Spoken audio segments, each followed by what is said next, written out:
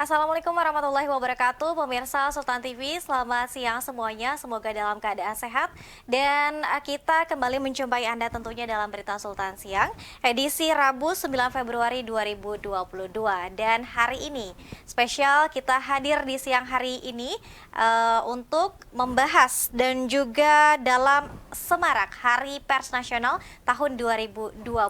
Nanti bincang-bincang selengkapnya kita akan bahas bersama dengan Bang Saprol atau Denny Saprowi selengkapnya.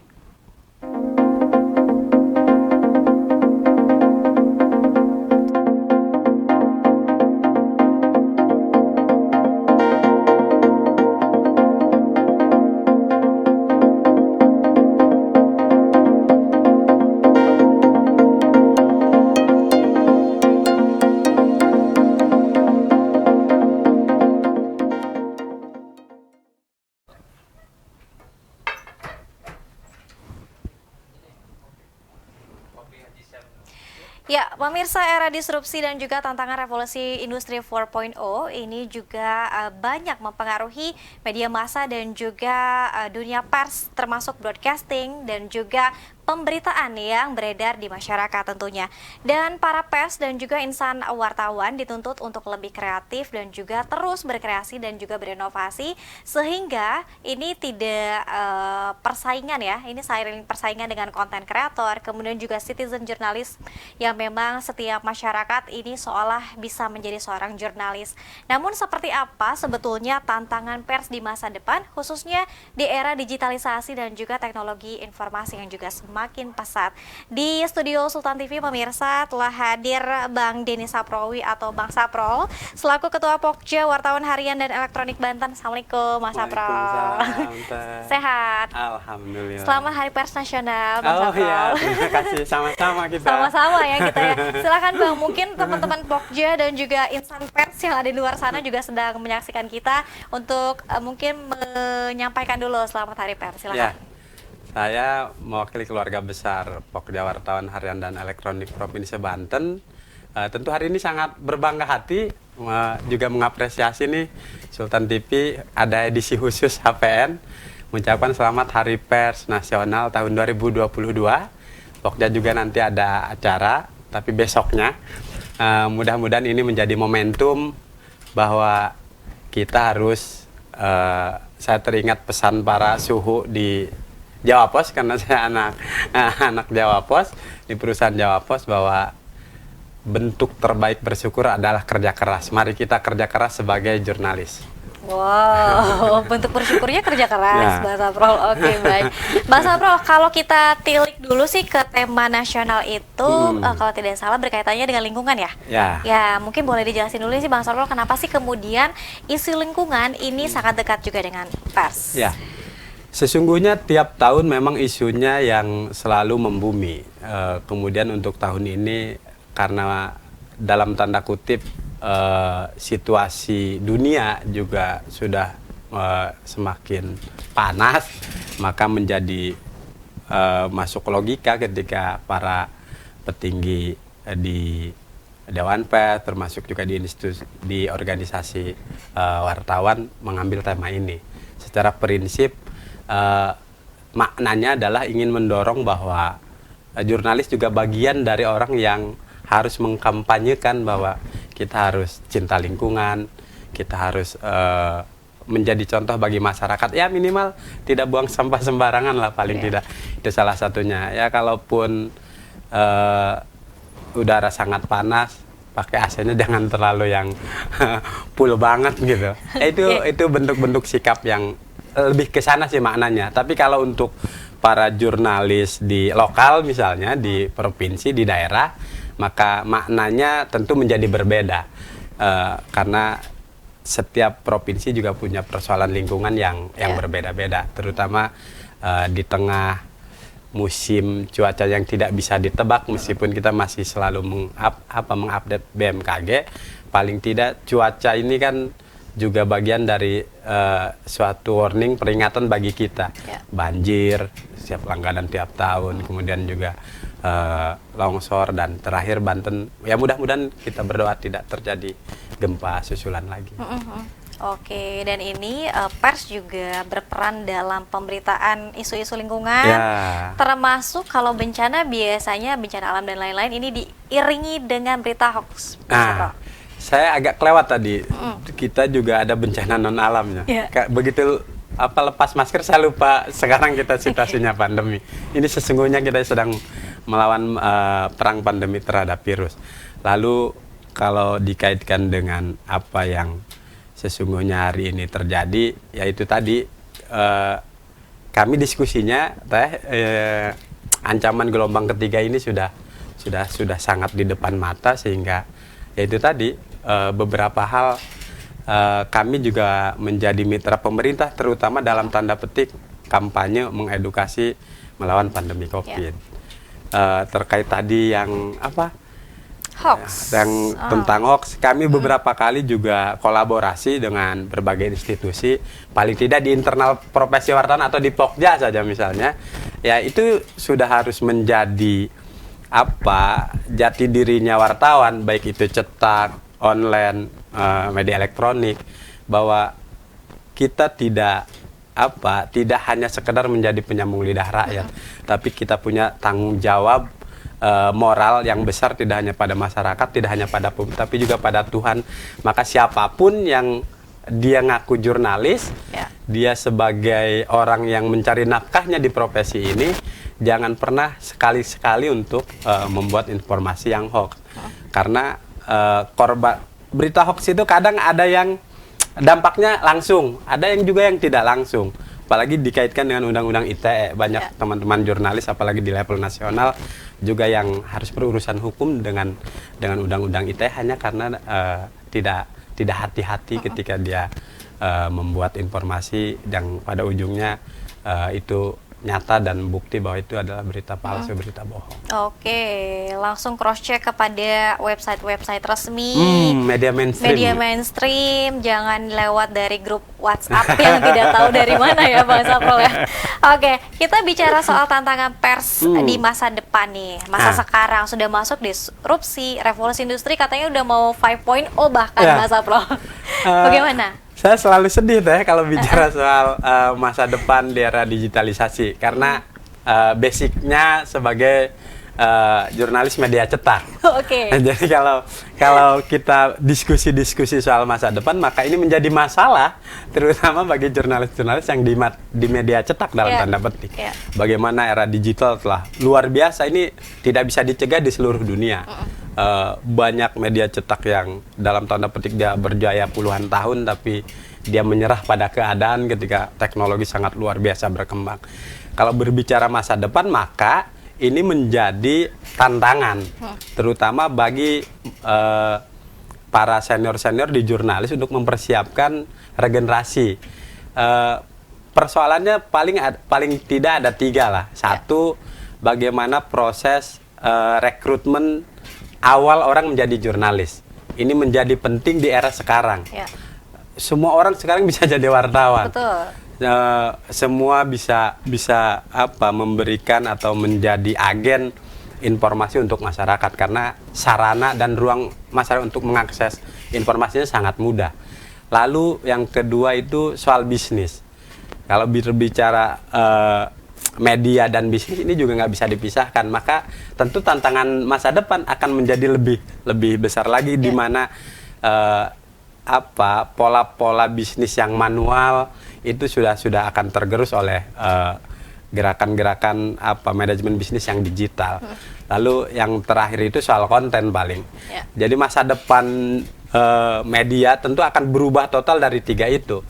Kalau berbicara soal media yang ideologis misalnya, dikembalikan lagi, medianya harus berubah dan masyarakat atau publiknya juga akan berubah. Jadi kalau tidak berubah, dia tidak akan dipercaya oleh publik. Kami misalnya di perusahaan media cetak dididik bahwa koran itu tidak untuk jualan berita, tapi jualan kepercayaan. Jadi ketika publik sudah percaya, maka berita apapun yang disajikan di koran mereka mengerti dan juga mempercayai. Jadi bukan hanya sekedar jualan informasi. Namun sekarang itu tadi saya di Pokja ini hampir setengahnya pengurus sekarang jadi konten kreator. Oke. Jadi sudah Bikin konten apa? beda-beda mereka. Beda-beda. Segmen ada yang di olahraga, ada yang di hiburan. Paling tidak ada, saya berpikir di 10 tahun lah itu orang akan bertanya atau jurnalis akan saling bertanya liputan itu makhluk apa ini. Karena sekarang sudah bergeser. Yeah. Orang sudah tidak lagi mengandalkan liputan reguler seperti zaman media dulu. Sekarang newsroom saja sudah cukup. Betul. Apalagi misalnya pembaca kita atau publik kita juga ingin begitu cepat mendapatkan informasi sehingga perangnya akan dengan medsos. Yang menjadi problem kalau kemudian media mainstream kontennya ke medsos-medsosan ya ketinggalan zaman gitu. Saya pikir ini menjadi tantangan tidak hanya bagi para pemilik media tapi juga para jurnalis yang tiap hari mencari, mengumpulkan dan menyampaikan informasi yang diperoleh di lapangan. Ya. Tentu saya tegaskan lagi masa depan di era digital akan menjadi masalah jika jurnalis hari ini tidak siap untuk berubah. Karena perubahan itu sudah nyata, maka jurnalis yang ketinggalan informasi mungkin sekarang ada yang disebut namanya konvergensi. Jadi ada wartawan media cetak, dia sudah harus pandai mengambil video, dia juga harus bisa mengedit videonya gitu. Dan sekarang malah lebih pada seberapa cerdas jurnalis itu dari caption ketika dia berkarya atau berkreasi di medsos pribadinya. Maka kelihatannya sih nampaknya dari sisi rekrutmen ini yang harus diperhatikan. Kalau kemudian rekrutmennya asal-asalan, maka media mainstream akan mati dan sudah tergerus oleh medsos. Yang kedua yaitu soal kontennya. Kadang-kadang masyarakat kita senangnya yang hiburan gitu. Receh-receh. Yang receh-receh. Yang orang tidak perlu butuh tarikan napas panjang untuk mendapatkan informasi. Satu cepat, kedua receh, dia bisa terhibur gitu. Karena ya itu tadi dogma kita sebagai jurnalis mainstream misalnya tidak selalu berita yang penting itu menarik. Tapi pasti sesuatu yang menarik itu penting. Nah, masyarakat kita sekarang pengennya itu. Nah, tinggal tantangannya adalah bagaimana jurnalis meramu sesuatu yang penting dan menarik itu bisa disampaikan ke publik. Jika itu bisa, maka era digitalisasi, kemudian juga apapun yang akan terjadi, mungkin saat ini sudah akan ada lagi nih pengembangan untuk para konten kreator misalnya. Di Banten ini udah banyak banget deh. Udah banyak banget, bahkan melibatkan adik-adik mahasiswa. Adik-adik mahasiswa kita sudah dia menjadi produksi informasi yang ya itu tadi yang receh-receh itu. Dan dari sisi bisnis ternyata cuannya juga ngalahin media mainstream gitu. Ini tantangan yang terbesar. Oke, baik. Ini tantangan terbesar terutama mungkin para senior yang wartawan senior yang mungkin agak sulit untuk kemudian mengimbangi konvergensi tadi dari hal-hal yang konvensional menjadi hal yang digital. Artinya Bang Sapro sendiri tidak menafikan ketika misalnya media yang konvensional pasti akan tergerus dengan yang sekarang berarti ya. Iya. Salah besar kalau ada Sapro, kemudian atau ada juga profesi di jurnalis yang lain yang juga meragukan bahwa era sekarang ini akan mendistrupsi semua itu. Karena ya sudah terjadi di depan mata. Ini sudah fakta, bukan cerita lagi bahwa kami misalnya, Sapro aja udah lebih dari 10 tahun, dari 2010 misalnya lulus kuliah, ikut-ikutan belajar jadi wartawan, merasakan sekali nih, luar biasa. Dulu sangat betapa indahnya rombongan liputan bareng. Sekarang itu sudah tidak seindah dulu gitu. Sekarang bagaimana orang memberikan informasi, 1 cepat, 2 akurat, 3 yang menarik atau menghibur yang receh-receh itu tadi. Lalu bagaimana problemnya? Problemnya adalah apakah nanti generasi muda atau masyarakat kita tidak melirik informasi yang berkaitan dengan kebijakan pemerintah. Ini juga menjadi perhatian kami sesungguhnya. Ini menjadi menjadi kekhawatiran. Jangan-jangan perubahan ini membuat publik kita semakin abai pada hak-haknya yang tidak diberikan oleh pemerintah. Padahal kita misalnya semua membayar pajak. Orang sudah tidak peduli lagi APBD. Orang sudah tidak peduli lagi program pembangunan. Karena mereka lebih disibukkan mencari informasi-informasi yang menghibur gitu. Karena ya itu tadi bagi kami pun merasakan, makanya senior-senior mengajarkan kami terutama di Pokja misalnya, kalau wartawan udah beres berita, dia ambil jeda dulu, ngopi dulu, kemudian dia baca lagi beritanya seolah-olah dia sebagai masyarakat. Oke. Kita aja yang bikin berita politik misalnya, baca berita yang kita buat sendiri itu pusing kadang-kadang. Ya, Jadi apa sih gitu ya? Iya. Oke. Sementara masyarakat kita ternyata luar biasa, meskipun dari sisi data misalnya, Teh. Kepercayaan publik kita terhadap medsos itu hanya 48%. Oke. Hanya 48%. Yang menyedihkannya, kepercayaan publik terhadap media mainstream juga 48%. Artinya juga nggak, kalau kita bicara dalam tanda petik, wah informasi di medsos mah receh, faktanya kepercayaan publik terhadap media juga terus menurun tiap tahun. Ini menjadi tantangan. Lalu berikutnya, soal tadi dari sisi industri bisnis misalnya. Iya. Dulu orang bekerja di TV, kerja di koran, itu bisa di atas UMK, di atas UMR. Sekarang orang jadi konten kreator di media online Lebih dari berkali-kali lipat dari situ. Jadi dari sisi industrinya juga perubahan ini apa? Saya tidak tahu apakah sudah ada pemerintah yang mengukur seberapa tinggi kontribusi perkembangan teknologi digital dalam media ini dalam persoalan pengurangan angka pengangguran misalnya. Jangan-jangan angka pengangguran di Banten tiap tahun ada penurunan sedikit karena generasi mudanya pada jadi konten kreator misalnya, pada jadi influencer, pada jadi YouTuber dan yang lain-lain. Ini menjadi penting. Cuma ya itu tadi, kekhawatiran kita kadang-kadang teknologi baru, peradaban baru, dia juga punya dampak dan persoalan yang baru.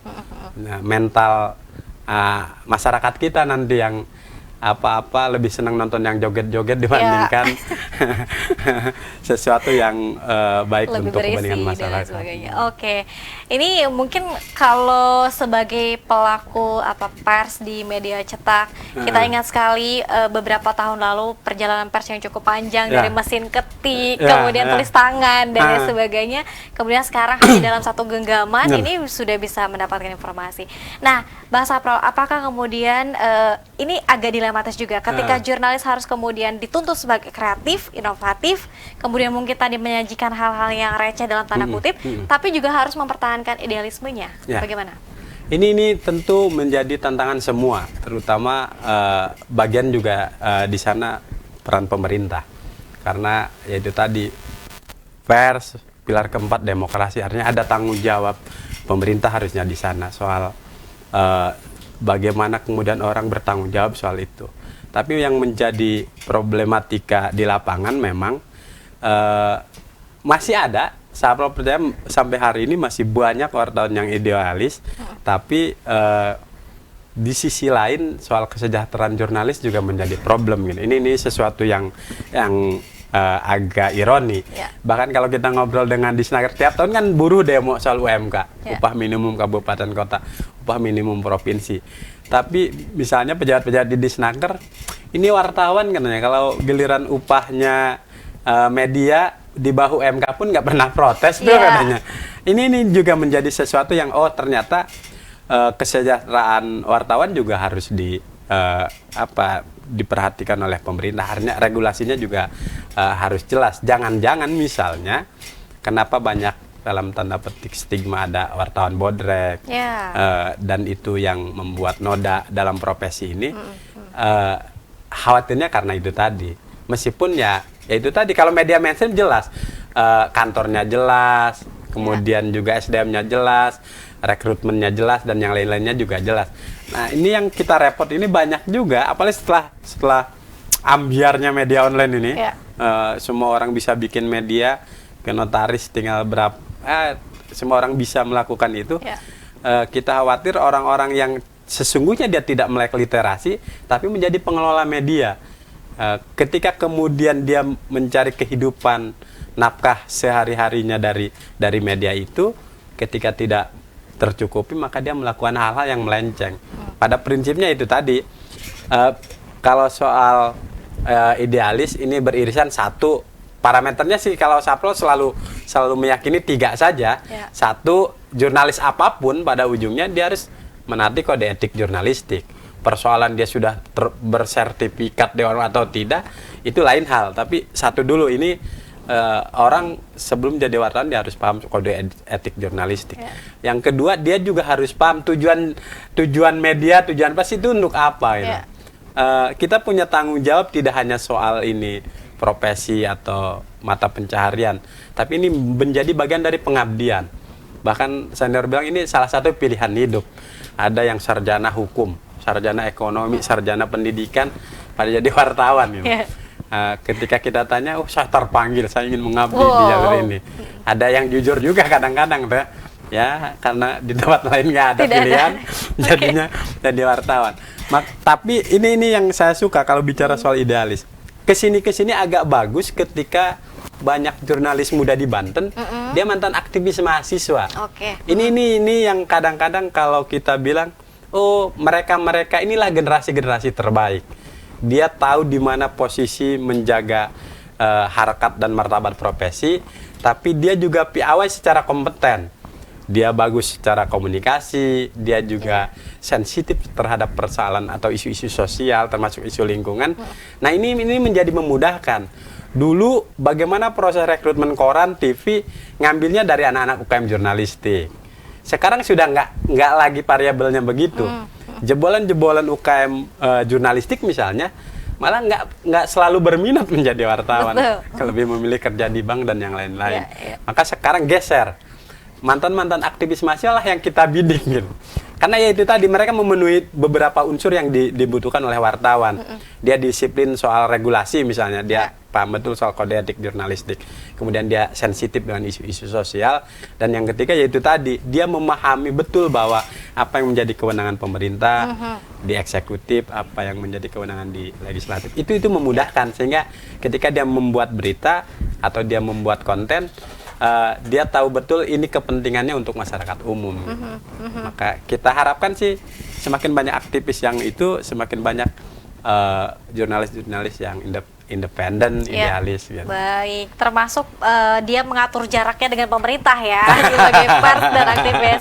Oke, Bang Saprul, kita harus jeda dulu ya. Nanti kita akan lanjutkan lagi, masih satu segmen pemirsa dalam Berita Sultan Siang edisi HPN Hari Pers Nasional tahun 2022. Tetap bersama kami.